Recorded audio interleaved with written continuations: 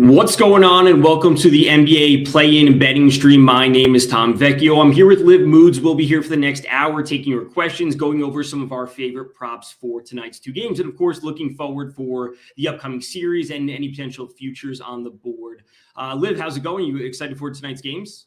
Yeah, I mean, they're not my favorite matchups. I'm going to be honest with you. I think I preferred last night's matchups a little bit better, but nonetheless, I am excited to just watch some basketball. I think, a lot of shooters on the court tonight in between, Trae Young. I think LaMelo Ball is in a good spot to play well tonight.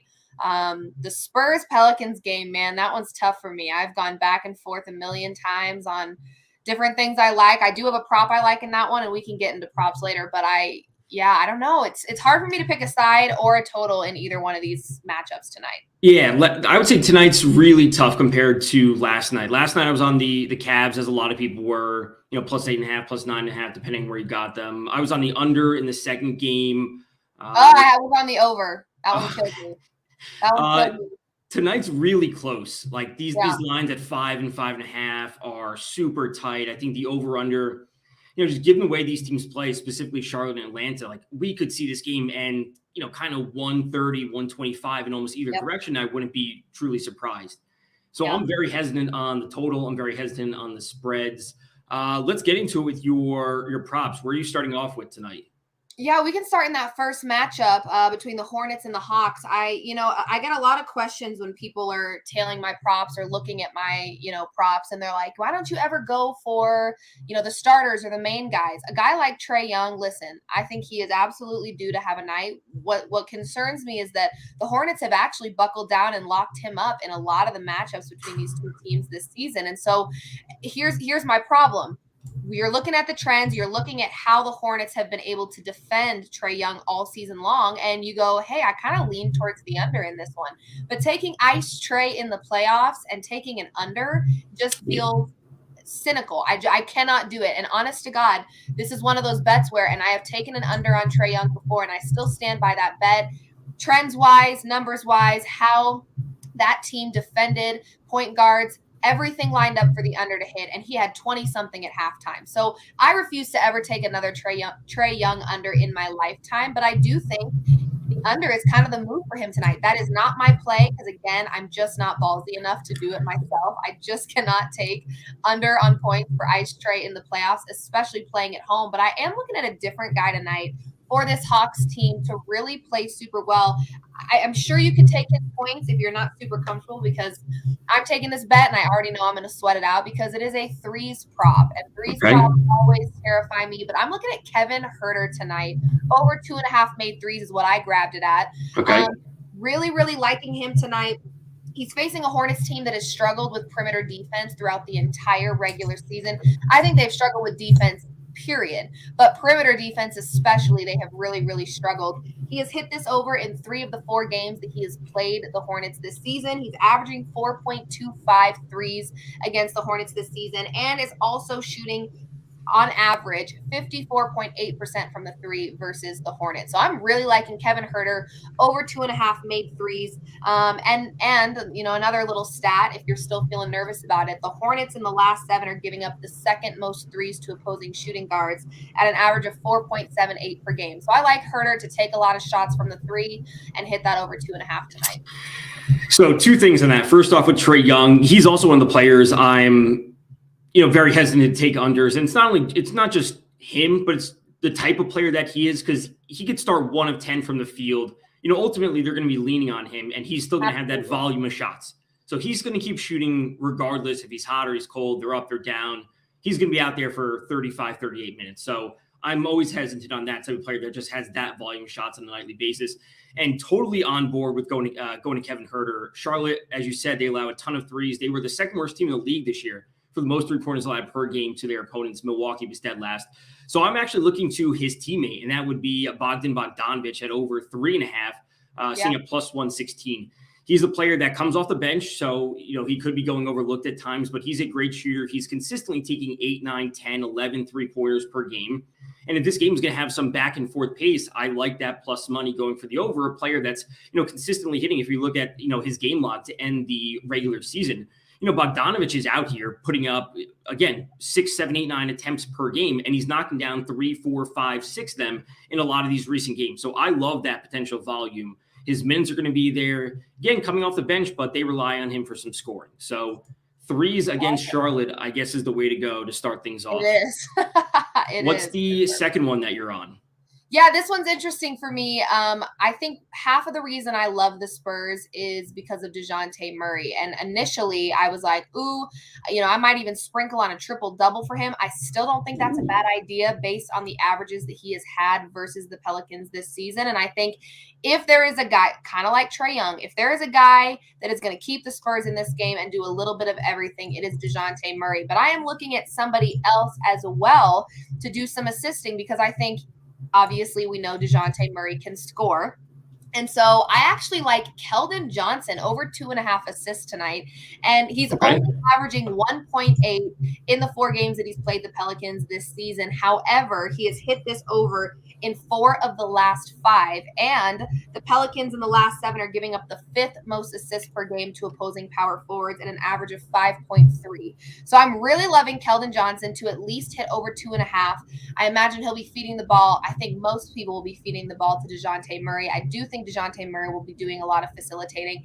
I think he's going to do a little bit of everything. He almost has to if the Spurs want to hang in there with this Pelicans team. But really liking that number at 2.5 for Keldon Johnson to hit the over on assists. Like I said, he's been hitting it very consistently as of late. So I like him to continue to do a little bit of facilitating and feed the ball over to my guy, DeJounte Murray. I absolutely love watching him play basketball. So I'm going to rock with Keldon Johnson over 2.5 assists. I love that. And I'm also a big Murray fan. For the most part of this season, he's consistently pushing towards a triple doubles, sometimes by halftime. And he's a player that I've often gone to for, the combo, points, rebounds, plus assists, the PRA, because he's going to be out there. And all of a sudden you're going to see he's going to have, 17, 8, and 9 by halftime. It's like, what did I miss? Because I was checking on another player and all of a sudden he's filling up stat sheet in 3 different ways. So I'm totally on board with both of those. I'm actually going to the other side with CJ McCollum over 35.5. This is a player, I want to say somewhat like Trae Young, where at the end of the day, he's kind of the guy for the Pelicans. They went out and traded for him for a reason. He's going to go down shooting. Whether they're up, they're down. If they fall behind, it obviously falls in his favor that they're going to need him to get the scoring going. Of course, we see plenty of Brandon Ingram there as well. But McCollum has done enough recently when it comes to even filling up the stat sheet a little bit, adding in some rebounding and assists, which is, of course, always good to see. Stats not loading right here. But we know McCollum's going to be out there taking 17, 18, 19, 20 field goal attempts. So that's where I'm leaning. 2 player props to start. I don't have any sides or total bets. Again, these lines are pretty tight, in the grand scheme of things, specifically compared to last night. So I'm not looking at either of these. I would probably lean on the under at 235. I do think that's very high. I'm not sold on any of them, as you mentioned, not going to those. So the 2 player props for me would be Bogdanovich over 3s and McCollum over PRA. And you have Keldon Johnson over assists, 2.5. And Kevin Huerter over 2.5 threes. Yeah, so 2.5 is hopefully the lucky magic number tonight. We'll see. So it's an easy start for the 2 games tonight. Have you looked at the lines going forward for this weekend? I haven't had a chance to really look quite yet at the lines anyway. Let's start with this. Do you have any futures? Do you have any futures out there for title, for Eastern Conference, Western Conference? Do you have any of those out there? No. I have all season long been very, very high on the Memphis Grizzlies. I've said it from the beginning. I said, this is my sleeper team in the West. Sure enough, they finished 2nd in the West. I really, really like this team. And I think they continued to prove themselves throughout the regular season, being out their best player. They had a 20-5 record without Ja Morant. And I don't think anyone expected that. I think the expectation was Ja Morant is out. They fall apart. They fall to pieces. And they didn't. They actually, in my opinion, played better without Ja Morant. I think Ja Morant's injury allowed a lot of those players on that team to step up to the plate. You saw guys like Desmond Bane. I gave out a prop a little bit ago for his over on assists. And since I gave that prop out, it has hit consistently because he has kind of stepped into that leadership role, that facilitator role. They got Dylan Brooks back. He is obviously a menace on offense. Jaren Jackson Jr. leading the league in blocks. He's been incredible. So I think they've got a lot of pieces to the puzzle that I think in the beginning of the season went unnoticed because of the stardom of Ja Morant. So when Ja Morant was out, I think it allowed a lot of people to see, oh my gosh, not only is this a very talented and deep team, but they're also coached well. I think Taylor Jenkins deserves Coach of the Year without a doubt, the way that he's led this Grizzlies team. So I really like the Grizzlies. That being said, I think this series between the Grizzlies and the Timberwolves is going to be very exciting. I think you naturally look at the matchup and you go, oh, Grizzlies have got it handled, no doubt. I think we could see this game go all the way to game 6, perhaps. I really do. I think that this Timberwolves team is extremely talented. We saw guys just last night like D'Angelo Russell. He is a finisher. If you let him heat up in the fourth quarter, you better start getting scared because he is insane. And then Anthony Edwards is another great example of a guy that I think he's starting to build a little bit of confidence, and that's a dangerous thing for the Grizzlies to have to face. I think the one thing the Grizzlies have in their favor is that Dillon Brooks has not faced the Timberwolves yet. So they do have a little bit of a secret weapon there in Dillon Brooks, but I don't know. I think it's the one thing. The other thing that the Grizzlies have, in my opinion, is they're a better coach team and they play smarter, not harder. I think the Timberwolves play harder, not smarter sometimes. Last night, they were not making smart decisions. Karl Anthony Towns did not play smart at all. But I do think that series is going to be really fun, and I think there's a lot of opportunities to cash in terms of the prop market as well. Will you take a series bet? Will you try and get a series spread or the correct number of games? Would you ever? I might sprinkle on that because I really am confident that the Timberwolves are going to hold their own. I don't think that. I do think the Grizzlies will end up winning and moving and advancing. I think they'll end up advancing, but I agree with that. I don't think it's going to be an easy series for them. I think that, I don't think it'll be easy for them at all. I think the Timberwolves are one of those teams, kind of like, not that they're not playing for anything, because obviously they want to continue to advance, but I think up to this point, it's like, I don't really know that they even believe they could make it this far at the beginning of the season anyway. So they're just playing very exciting and competitive basketball right now, and I'm really enjoying it. So I would agree. It's almost like they're free of the pressure just because it's like a little bit of a shock that they're here. They can kind of just go out there and just play basketball. Yes. So I like that. Agreed. So I have one future, only one future. I have the Celtics to win the East. I made it about month and a half ago. It was literally like 2 or 3 days before Rob Williams got hurt. Oh. And so I have him at plus 550 to win the East, which I'm obviously excited about. At the time, I was still hoping there was a chance for them to get to 1 seed. They obviously didn't get it, but I think they play extremely great defense. Specifically, everyone's going to look to Tatum and Brown, who have had great years, but Marcus Smart has been phenomenal this year. Yep. He's obviously up there always for Defensive Player of the Year, but he's also stepped up his scoring. Last year, he had a great year from downtown. He's kind of kept that scoring going. So they have the 2 stars. Whether Robert Williams is able to come back deeper in the playoffs is yet to be seen. So, the question I would ask you is, I have this future on them, but do I potentially hedge out? Should I bet on the Nets on the series at the plus money? It's not like the Nets aren't a good team or can show to be a good team. It's like, would you hedge out, or should I wait around and try and hedge out? To be honest with you, I actually love the Celtics, and I think that Robert Williams being out, obviously, it's like, ooh, it doesn't feel good. I'm sure it did not feel good. Like 2 days after. Yeah, I'm sure it did not feel good when that happened, but I think, yes, Robert Williams played a huge role in how the Celtics played defensively this season, and their defense was incredible. But there's also needs to be some credit given to, as you mentioned, Marcus Smart. He is a strong defensive player, and I really, really believe that Boston can hold their own against a team like the Nets. In my opinion, the Nets defense is average at best, non-existent in my opinion. And offensively, yes, they've got guys like KD and Kyrie, arguably one of the strongest duos in, the league, in my opinion. But Jaylen Brown and Jason Tatum can, in my opinion, can hold their own against a combination like KD and Kyrie. And I think even without Robert Williams, you take that out of the equation completely, I still think that the Celtics are a far more better defensive team than the Nets. So I don't worry about the Celtics versus the Nets. I'm not sold on the Nets. I love them as a team. I think they're great. I don't know what they're going to look like when they throw Ben Simmons back into the mix. I'm not going to make this whole live stream about Ben Simmons because I could go on for hours about how much he drives me insane. But nonetheless, they may have to do a little adjustment. Okay, what does our chemistry look like now? What does our offense look like now?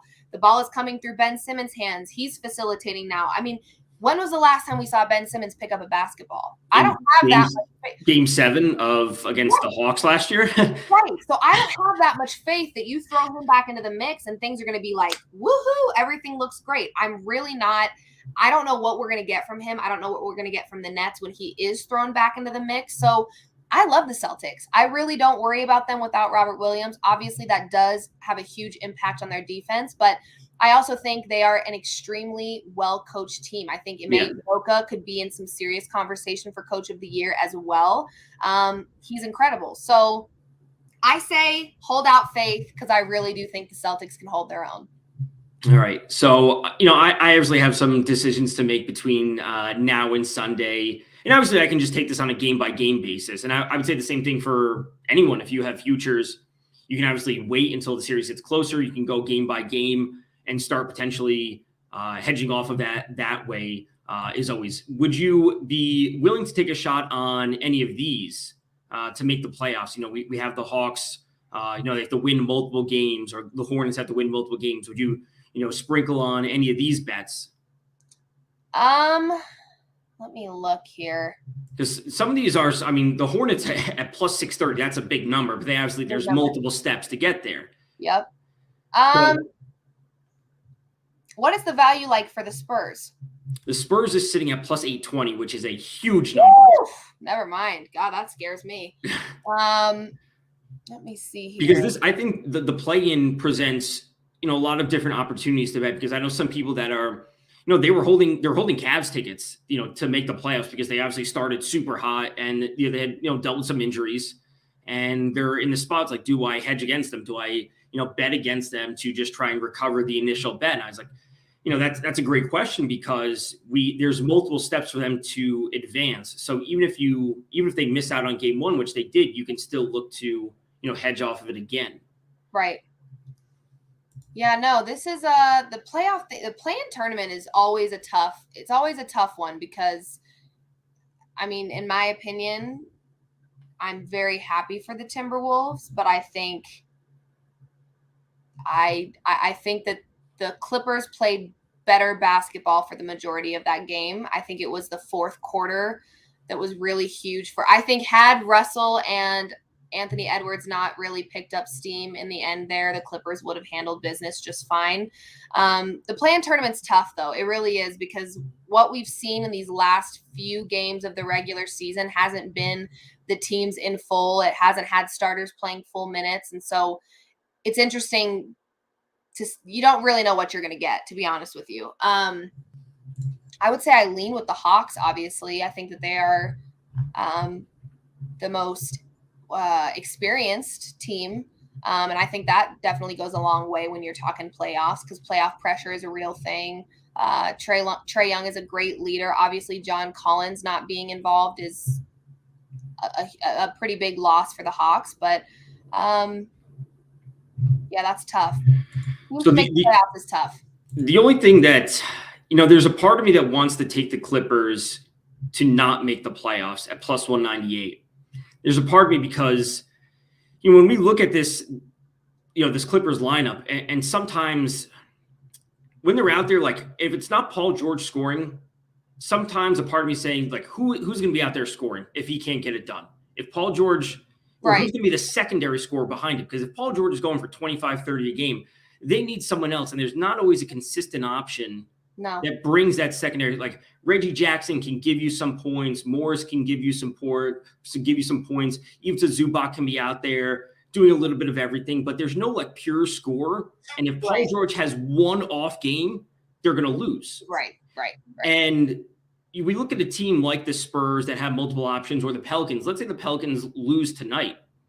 I think they can beat the Clippers. Ingram's going to be out there. McCollum's going to be out there. Valanciunas is out there. They have a variety of options. Yep. So I would almost have more interest in taking teams to not make the playoffs, specifically with the Clippers at plus 198. That's just how I see things now. We'll wait to see what the potential lines are going forward. I may try and grab that now and then, try and find a nice middle or something. Right. In the next matchup. These series futures, the one that I will say stands out to me notably out of any of them would be the Utah Jazz, taking them to win.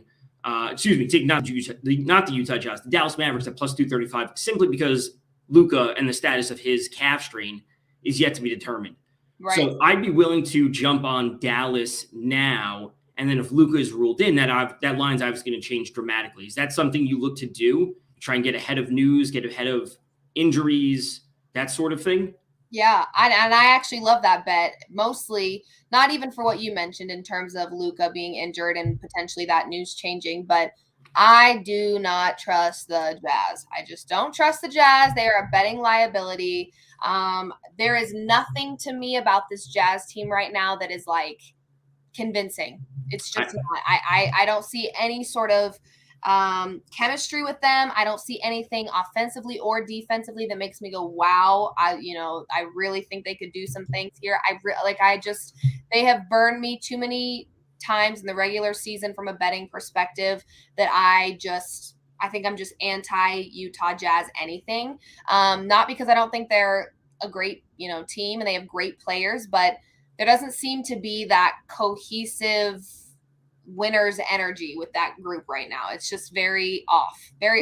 So this season they were 33, 45, and 4 against the spread. Not a good record for a team that had 49 wins. You'd think they'd be doing a little bit more than that. And, kind of to your point, I don't want to get like too much into the storylines, or I try not to bring that in, but I almost feel like there's that like dark cloud looming that if this happens, like Donovan Mitchell's gone, like he's going to be a New York Knick next year, or at least according to some rumors, he wants to come home. He's from the area. He's from the tri-state area. So he, and we know the troubles that they've had in the past, that they've had this thing kind of hanging over them that if they don't get it done, he might be gone. So, that's part of it, playing into the money or willingness to go to some action on Dallas combined with the Luka news. And if Utah's not putting together a full game, Dallas, especially if we do see Luka play at plus 235, I think is too good to pass up. I agree. I like it. So that's one spot that I'm looking. The other spot that I was going to be looking would be I think the Milwaukee Bucks. I like 2.5 is obviously a bit much for the series spread when it comes to it. So I'd be trying to just sprinkle on a little bit of a correct series prediction. And I think 4-2 for Milwaukee is looking pretty likely. Chicago, they started off the year super strong. They got hit by all these injuries. They're just not putting together full basketball games now. And, we've seen their record, against the top teams in the East. They were like 0-15 or 0-16 coming down to the end of the year. So Milwaukee Bucks to win the series specifically at 4-2 at plus 380 is the spot that I'm almost certainly going to go. Is this too far off the board for your bets? Do you ever go into these? Not really. But I completely agree with you about this Bulls team. I think there was so much excitement, so much hype, and I bought into it, to be honest with you. With DeRozan, with that streak he went on. He was incredible, but I think we've seen it so many times. I mean, just ask LeBron James with the Lakers. There's only so much one guy can do on his own.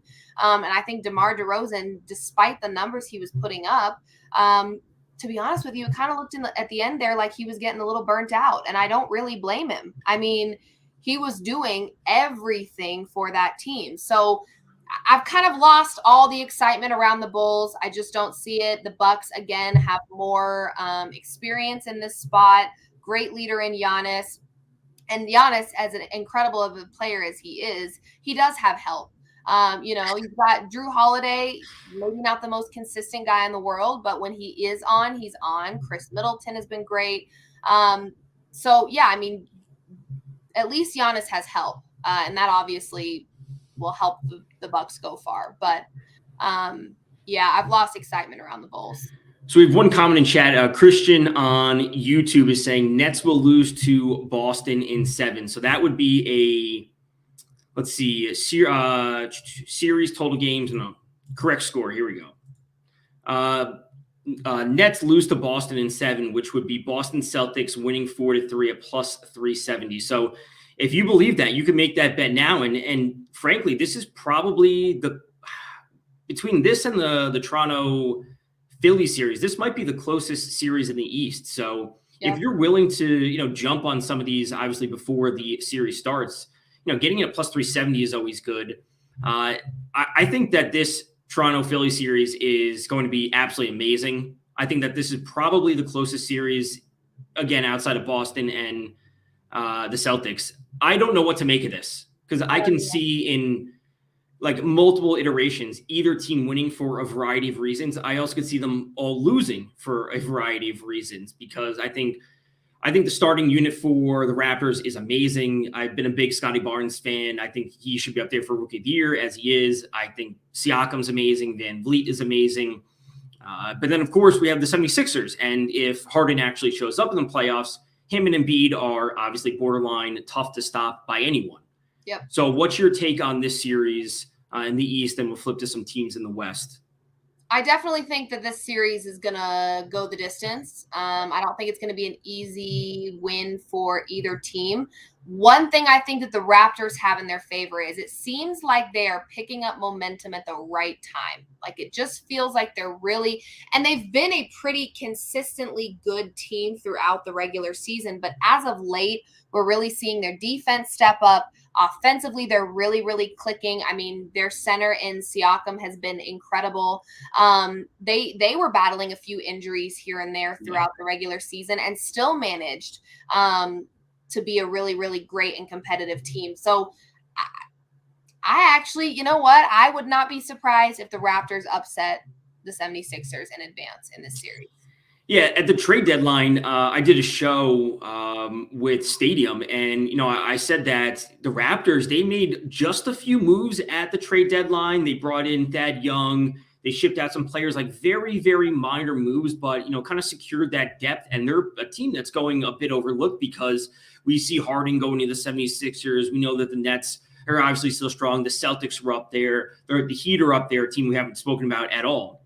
Right. And, Toronto is just sitting here making one or two moves, and they're that dark horse team for me that they've done it before, obviously minus Kawhi Leonard. We know that, but they have all the parts. And for me, one of the key things that I look at for a lot of teams is kind of what we have in Memphis, what we've seen this year, is you have players that can play multiple positions, and they all do a little bit of everything. Yep. Where Dylan Brooks can be out there guarding the 2 or the 3. He can knock down some threes. He's going to add in some rebounds. They run small if Steven Adams goes off the court and Jaren Jackson plays the 4 or the 5. He's adding in defense. So they have these players that can do a little bit of everything, and they can guard multiple positions, and that's what the Raptors have with Siakam playing the 4 or the 5. Scotty Barnes can play long. So teams like this that have the pieces, those are the teams I like to buy into. So I've been big on Memphis, as you said, all the players stepping up to do their part. Yep. So I'm on board with the Raptors winning this series over Philadelphia. I love it. When it comes to the West, this series for Denver, I know you're out there in Colorado. What's your take to start this one against Golden State? We're obviously waiting on Steph Curry. There's reports that he's, we obviously know he's been out for a couple of weeks, that he's, practicing in full. He should be good to go. The report was initially that he'd be out for the rest of the regular season and that he'd be ready for the playoffs. I'm not doubting he's going to be ready to show up. But what's your, take on this going forward? I think we've seen this a million times before where it's like, I don't know, am I back or am I not? He is not going to miss the playoffs, okay? And that's just a reality. And as a Nuggets fan, I know that. And I'm preparing for that. And maybe that's why I'm losing sleep for the last week or so, because I'm fully aware that Steph Curry is making a return. He is not going to miss this one. And here's my thing. They have played, the Nuggets and the Warriors have played quite a few times this season. A few of those games were with Steph Curry. I think there was a couple that were without. A few of those games were without Draymond Green, and a few were with Draymond Green. So I'm not sure what to make of this Warriors team, because how many games have we really been able to watch them in full health?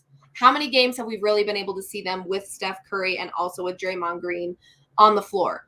I do think that is the one thing though that is going to help the Nuggets out, is the fact that the Nuggets have had a season and time to establish what their injuries were for their roster right from the beginning. The Nuggets had a plethora of injuries from obviously Jamal Murray, who's been out since this time last year. MPJ went out with a back injury. PJ Dozier was out and then was traded. So you've got a lot. There was a lot of different injuries the Nuggets had to deal with, but at least it was dealt with early on. I think they have had the season to find that chemistry, to figure out what everybody's role is. And you just cannot deny that Nikola Jokic, my choice for MVP, is arguably one of the best basketball players in the league right now. He's playing out of his mind. And so I really think that the Nuggets can get it done. And I don't want to actually bet it, because that could just be my bias talking, and I could just be betting with my heart and not my head. And that's fine. We know how that goes, but I really think the Nuggets can do it. I think that we've seen a lot of upgrades from people. I don't ever include Jokic in this conversation because he's pretty consistently good all the time. But the rest of the roster struggles every once in a while. But we're seeing improved game and facilitation from Monte Morris as a point guard. Bones Highland comes off the bench and shoots threes like he's been doing it his whole life. Aaron Gordon has been way stronger defensively in terms of rebounding and scoring. So I think the Nuggets are finding a little bit of a groove at the right time, which is really great. So I'm going to go with my Nuggets to win the series. And you know what? Will I regret this? Maybe. It's possible, but I have to do it. I have to. So, I love that take about the continuity of the roster, because we saw that when Klay Thompson initially came back, where he was playing only like 18 minutes, 20 minutes a game. We saw Steph Curry, we saw some of his scoring, kind of take a step back, because, at a certain point, it's like, okay, we need to get Klay Thompson the ball. He's going to take X amount of shots. He's going to take 12 shots. He's going to be out there for 20 minutes. But at a certain point, are you forcing him the ball? And then that ruins what you had when he, before he came back. Right. And we saw this emergence of Jordan Poole, who has played great this year. I love him. Right. Curry was out of Klay Thompson was out of the lineup to start the year, and he was on limited minutes, and then, resting on back-to-back. So Jordan Poole is stepping up, and then Steph Curry goes out. Now Jordan Poole is playing a large role for them. So, like, when they're all on the court, like, who's the guy? Who's going to be taking the shots? Obviously, it's going to default probably Steph Curry, but that continuity between the whole roster, I think that's important this time of year. Now, a part of me also says, okay, once they add Draymond back with Steph Curry and Klay Thompson, maybe they fall into their old ways and they look great. But I'm a little bit hesitant to take that. So I would actually go to the Denver plus 1.5 for the series spread at minus 115. That's the spot I'll probably be going to. And I'll ultimately try and look to correlate that with the games. And it would probably be going to the total games of 7, because if they're going to get it done, it's probably not going to be a sweep against the Warriors. I think you would agree with that. I agree. So it's probably going to be them getting to 6 or 7 games. So I'd take the Denver plus 1.5 games on the series spread and then look to correlate with the correct number of games. Yeah, I like that. Yeah, I mean, listen, it's one of those things where I could literally throw up thinking about it, because when you're a fan of a team that, and honest to God, I do not bet on the Nuggets, and I'll tell you why. They are the epitome of, we got it done, but barely. So I would never, ever, ever tell anybody to take the Nuggets to cover the spread, okay? Because we've seen it how many times before where they've got a 20-something point lead at halftime, and then by fourth quarter, they're up by 2. Or then they're down by 2, and it's going back and forth. I can't do it. My heart cannot take it. It's emotionally very draining for me. So it's really tough for me to bet on the Nuggets, but I really think they have a lot of talent. I think Michael Malone is a great coach and deserves a lot of respect for what he's done with this Nuggets team, despite all the injuries they have faced. But again, I think they are finding their chemistry, finding their cohesiveness. Their energy is getting really good at the right time.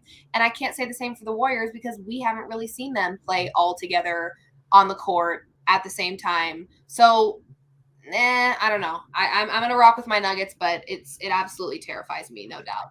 So Shiesty on Facebook is saying New Orleans versus Atlanta tonight. What do y'all think? For the size and the totals, Liv and I are in agreement where we don't have a strong opinion on the 5.5 or the 225. I think these numbers are obviously super tight. We both went to player props for this game. Liv, you have the over on Keldon Johnson 2.5 assists. That's sitting at plus 104. And I went with CJ McCollum, the over on his PRA, sitting at 35.5.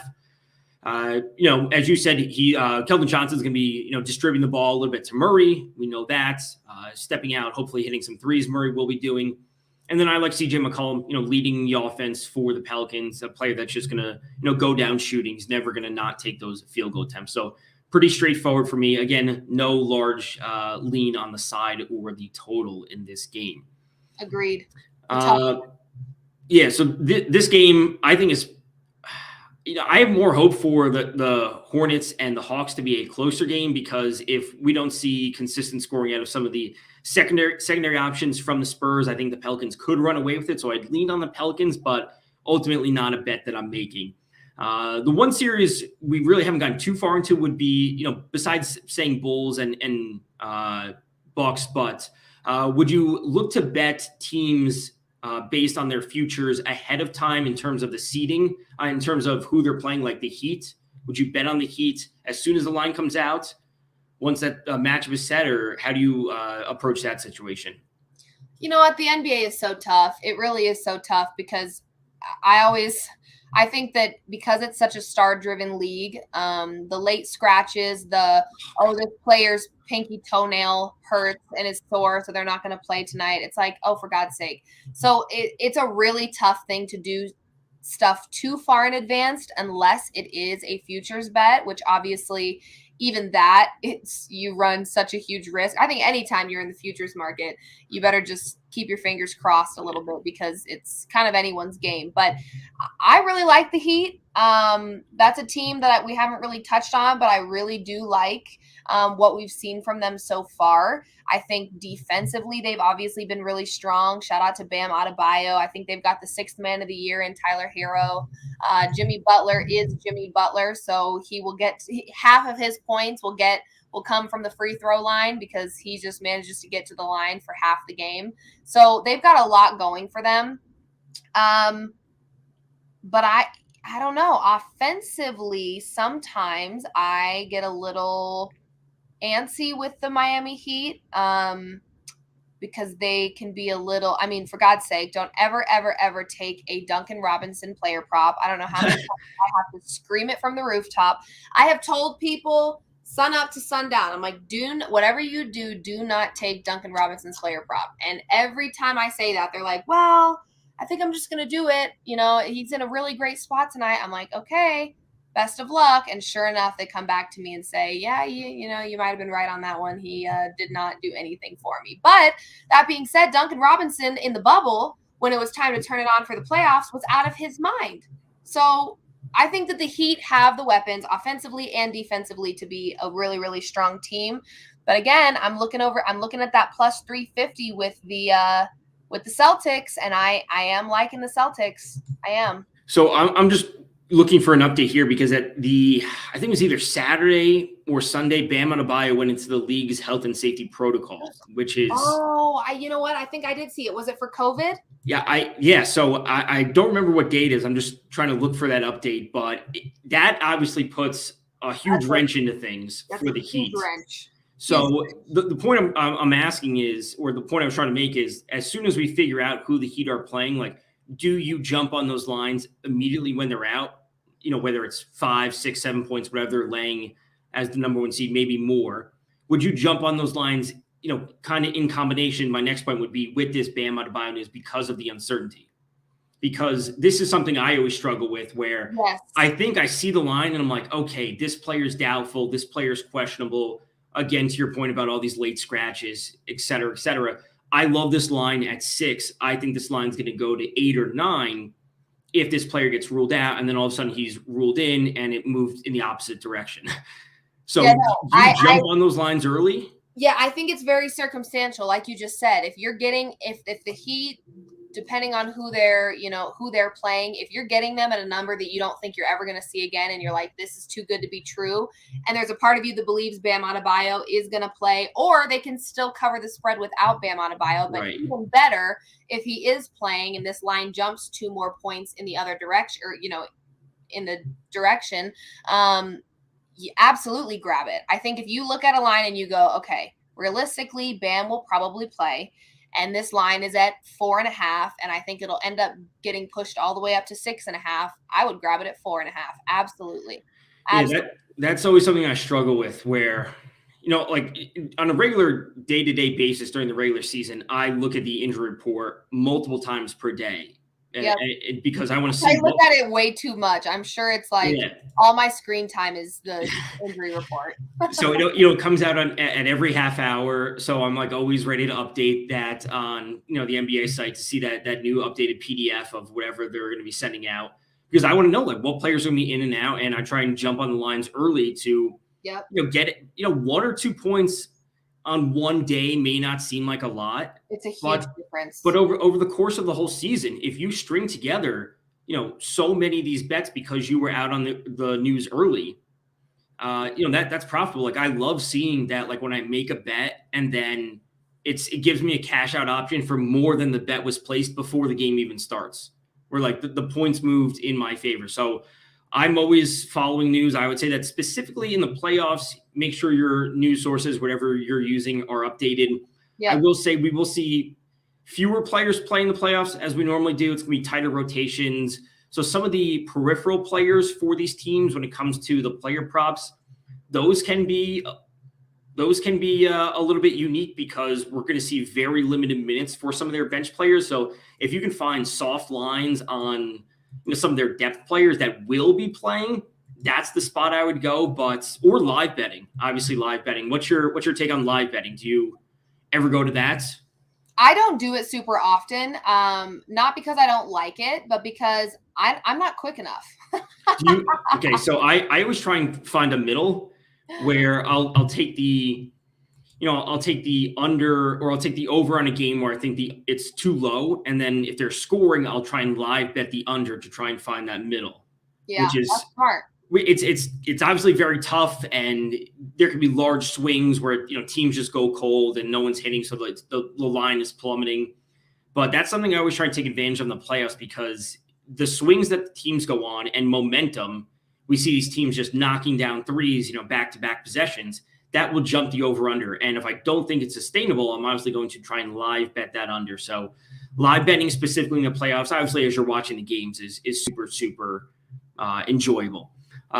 Music on YouTube is saying, love Jokic, but Golden State is taking it, getting back to our discussion about Golden State and the Nuggets. Well, that series betting is there for you. Personally, I wouldn't lay the, minus 250 for the Warriors. The way I would mitigate that would be to try and go to the spread. Or try and go to a correct series score. Obviously, this leaves you, out to dry if they win 4-3. You obviously don't cover the series spread at that point. But straight up series betting and minus 250 is not a spot that I would go. Do you have a cutoff when it comes to a line of where where you'll stop? You're saying, oh, minus 150 is too much, minus 175, whatever it is. Do you have a hard number that you cut off at? I don't have a hard number, but I do think value is super, super important. And I talk about that a lot when I'm taking props, especially, taking Trae Young over 3.5 assists. Well, yeah, it's like, hello, duh. And so I do think value it makes a huge difference. Now, if I am creating a same game parlay, if I am creating a parlay in general, I don't really care about where that value sits. I'm not super picky when it comes to, let me put it this way. The only way that I would take I think if it's over minus 120, okay, I kind of start going, and there's exceptions, of course. Sometimes player props sit around minus 128, minus 130, and I'm like, you know what? I really like it. I'm just going to rock with it, and I'll just double down on it and put 2 units instead of 1. There's obviously exceptions, but I think once you exceed that minus 120, I start to think maybe this belongs in a parlay. Maybe I put this in with another really, juiced up favorite or whatever player prop I like or whatever it may be. And that's when parlays start to become a consideration for me. I will really only create parlays for that reason, for the better value. If there's two plays I like and they're just pretty obvious and the value is just not there. But I really do try to look for value. That is like a huge thing that I do. I think obviously you want to make more money, so value is important, you know? Yeah, that's I would say I'm basically along the same lines where it's like I like this prop, but it's sitting at minus 145, minus 150. Like that's I love. I always say to, like I say to some of my friends, it's like I love the prop. I hate the juice that it's at. Like that's what it comes down to. I think this prop is like factually wrong. Like I think it's wrong. Like this player is doing X, Y, and Z, and the prop does not reflect that. The line that it's at, but it's sitting at minus 150 juice. So I don't love the juice. I love the prop. So that's where I'm along. And that's the same thing, like I said, we're both on some threes in this game. And that's why I'm going to Bogdanovich. Like I want this plus money. It's a player that can realistically hit 6 threes in a game. Like that's not at his range of outcome. So I'm shooting for plus money there. And I think that is a valuable line, specifically against the Hornets, who allowed the second most 3-pointers per game. Their perimeter defense is just awful, and it has been all season. We're like, and I always say this is like, we're going to these bets for the right reasons. It's like we're not taking a random shot on a player. It's like Bogdanovich does take a good volume of threes. He does have a good matchup. Yep. It's going to be reflected. And again, I think the plus money is on the wrong side, so I'm going to the over. Are there any like games or series that you are just not touching? You're not going anywhere near, or is it just where the value lies? You bet there, besides not betting on the Nuggets. Yeah, I'm taking a look right now at your screen, trying to figure out if there's anything I see. We're also waiting for a few matchups, obviously with the top seeds. Sure. Right off the bat, I'm looking at that Bulls-Bucks matchup and thinking 10 is a lot of points. I mean, even if it is the Bulls and they've, haven't been as consistent as we would have liked to see, whatever. 10's a lot of points, especially in a playoff situation. That's a lot of points to me. So I'm already a little bit drawn to Bulls plus 10. That's something everyone should know about me. I love a good underdog. Let me tell you, I love a good underdog to cover the spread. And I just think 10's a lot of points. I mean, I thought 9.5 was a lot of points with the Cavs. So I took Cavs plus 9.5, and it was absolutely the right move. So I don't know. 10 feels like a lot. The thing I immediately think of is if this line is 10, what is Miami and what are the Phoenix Suns going to be at? Because I mean, the Bulls, as we said, good team. Yeah. Were great early in the year and then kind of fell apart. So if this line is 10, to me, the Suns could be 15-point favorites at home in their first. So, 10 is definitely a lot. 15 is also a lot, or whatever the line ends up being, just taking a guess. But, I would certainly lean with the Bulls because, at the end of the day, if DeRozan and LaVine get hot, and if LaVine gets hot from downtown against Milwaukee, who is dead last in the league for 3-pointers allowed per game, they could certainly cover the 10. Ultimately, we're on the same side. I think Milwaukee comes away with that series. I'm probably going to be going to Milwaukee, specifically winning 4-2 in that series. But 10 does seem like a lot, especially for an opening round matchup in game one. If they start blowing out the Bulls, I could see it getting up to 10, but I don't like that number at 10. I mean, I do like that number. I don't like it for the Bucks. I'm curious to know what the Hawks team total is tonight versus the Hornets. Obviously, we know defensively the Hornets are just awful, but even more so, we were kind of touching on their perimeter defense being awful, and I think there's a lot of 3-point shooters on this Hawks team in Kevin Huerter, who I'm riding with, Bogdanovich, who you're riding with, as well as Trae Young. So 114.5. Okay. I actually might lean in. No, excuse me, 120.5 for the home team. Oh, geez. 120.5, minus 114. I'd have to do a little more research into that and kind of see what they have been averaging. But I don't hate taking the team total for the Hawks tonight just because of the lack of defense that is played by the Hornets. So you do mainly player props. Do you ever go into the double doubles, the player performance double doubles? Do you ever go into any of these like kind of secondary markets? I would say, obviously sides and lines are not the spot I normally go. It's mainly player props, but do you ever try and correlate that to the player performance doubles? Yes, and I really love these plays. Shout out to the FanDuel Sportsbook because I think these are really, I don't want to say easy ways to make money, but great ways to find value. For example, this is amazing. Yeah, I'm just seeing this now. Plus 158 for Herder 3+3s and Atlanta to win. And that's exactly what I'm saying. So if you're looking at a prop and you're like, okay, I think, for example, this is just hypothetical. I think Kevin Herter goes off from the 3-point line. That's obviously a bet that I am taking. I love Kevin Herter to have over 2.5 made threes.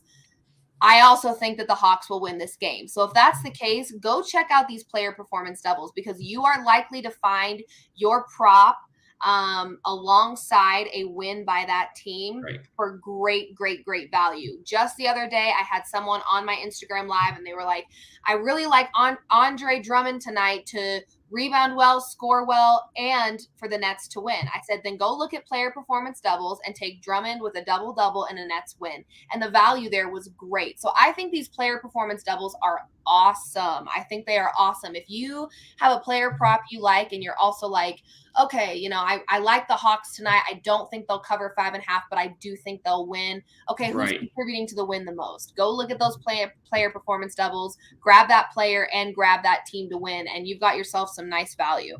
Yeah, I'm seeing this now at plus 186 for Bogdanovich 4+3s. I already said I took the over on 3.5.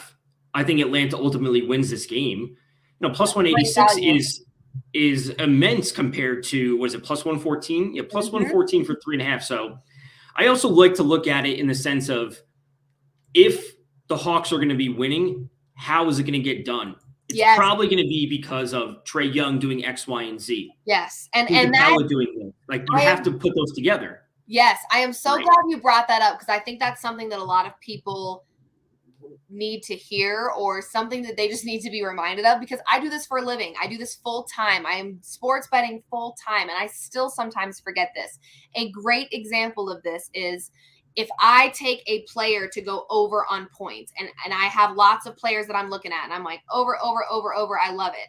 But I like the under on the game. Oof, like Olivia. Why on earth would you do that to yourself? If you like Trae Young to drop a 40 piece or you like Kevin Durant to drop a 40 piece, I don't suggest taking the under. I mean, even if you think the under is going to hit, there is no sense in watching a basketball game where you're fighting both of your bets. Like it was, what game was it? It was just last night. It was the Nets game. I had this is what it was. I had Kyrie Irving to go ballistic. I took his over on points, but I also had the Cavs to cover. So the whole game I was like, okay, Kyrie, I need you to score, but I also need the Cavs to score. And it was like I was fighting myself going both ways, and it was torture. It was absolute torture. So yes, the bets should absolutely, coexist and make sense with each other for sure. Right. So I always, if I take unders on games, I always look to rebounding props because if unders are going to be hitting, that means missed shots. That means more rebounding opportunity for everyone involved. So I always look to go to, to correlate, one of the centers or whoever's, the best rebounder for the team, look to rebounding props plus the under because you miss shots, someone's got to grab the ball. Yep. So I would say a lot of these are, let's just check them out for the other game because a lot of those are, plus 186 for Bogdanovich. That's great. Is great. So player performance doubles, let's see. So McCollum and Wynn, this would go along with my PRA bet. The 4+3s, I'd rather go to the 28 points because he could have 3 threes and still hit the PRA, and I don't want to be left out to dry. Let's see, Ingram, Murray. These are some big numbers. Do they have any Keldon Johnson? With Keldon Johnson 4+3s, Keldon Johnson rebounds, 25+ points for Keldon Johnson. That's it. 750. That's a huge number. I don't see any assist ones. 22 points. So this is where I probably turn to a same game parlay to try and grab the numbers that I want at the specific points and trying to grab that win. Agreed.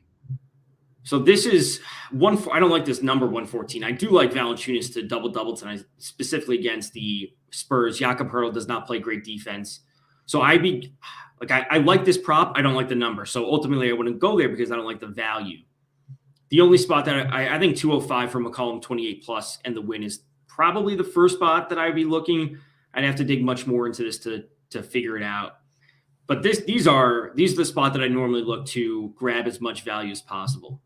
Yeah, I like it. I think player performance doubles are absolutely a great, great, great place to make money, find good value, especially because 9 out of 10 times a bet you already like, that you've already handicapped, that you've already looked at numbers, trends, stats for, and you have locked it in, they have pretty much the same bet in the player performance doubles. You just got to figure out if you're on the same side of the game as your prop. And if you're like, listen, the Nets are winning this game and Kyrie is going off, that's what I should have done. I should have taken Kyrie's points plus a Nets win, and the value would have been 10 times better. But yeah, player performance doubles are awesome. The one thing I'll say, one of these things, just to say a final point, is always look to the alt lines, because Bogdanovich at 3.5 is plus 114. But yeah, some of these lines, these are changing. These are changing, but sometimes you can find a slight difference between plus 116 and the plus 114 for 4.5, for 4+ and 3.5. And sometimes it's flipped, where you could take 4+ made threes at a better price. So if you're willing to dig into the alt lines and the player performance doubles, you can find every bit of value for any player, for any prop. You just got to put in the time. So you do. It is time. You absolutely have to be patient with it. But there's hidden gems on the FanDuel Sportsbook, y'all. There are hidden gems. So we have 2 games tonight. They are starting in just a matter of minutes. Again, to recap, Liv, give the 2 player props that you're on for tonight. Yes, Keldon Johnson over 2.5 assists facing the Pelicans, and also Kevin Huerter over 2.5 made threes facing the Hornets. Right, and I am on Bogdanovich, his teammate for the Hawks, over 3.5 made threes, and then CJ McCollum over 35.5 points, rebounds, assists combined, going up against the Spurs. Again, McCollum's that guy for them. He's going to go down taking plenty of shots, whether they're up or down. So a good 2 games. Obviously, there's action throughout the rest of the week. Playoffs fully start on Saturday. I got to decide between now and then if I want to hedge out of my Boston Celtics Eastern Conference future to win the East. I have to make that decision if I'm going to be going to the Nets in some capacity, or just roll with the Celtics because I think they can get it done. Yeah, I love it. All right, so Liv, tell the people where they can find you. You can find me at Liv Moods on everything: Instagram, Twitter, TikTok. If you want to be on TikTok, I'm not sure. It's not everyone's cup of tea, but if you're on there, at Liv Moods, and I'll be giving out mostly player props and roasting, any sports team that I don't agree with, which is typically anyone that's not in Denver. So that's where you can find me, and that's what I'll be up to. You can find me at DFS_Tom. Of course, always there, giving out MLB player props. Of course, that is starting this time of year, continuing with NHL, along with the NBA playoffs.